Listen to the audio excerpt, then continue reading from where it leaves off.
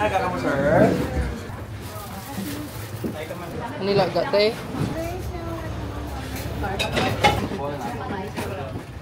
Tagulan, ang nilaga. Ano din it? Gagmay dako kasi dako. Wow. Wala. Wow! Ito ng sauce na. Sigurado ka? Mami ka na. Sigurado ka? Nilaga. Wow.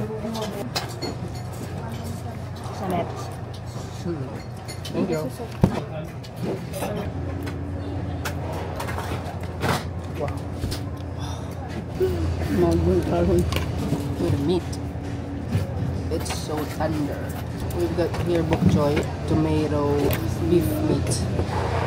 Sarap sa Nami. Kag mainit. Rice pa mo. Wow. Nam, sa mga video basta cold-cold.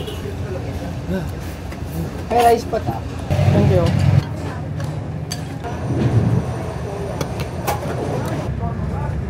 Balanta ka 20 mil. Ganun sa mga ton budget.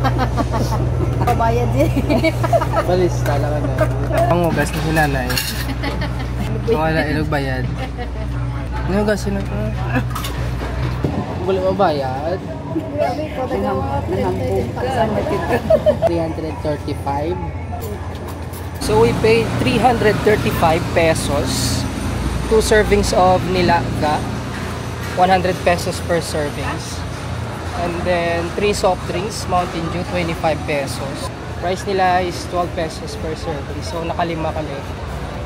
In total of 335 plus yung native manok na 550. 835 in total, guys. The grand total. Not bad.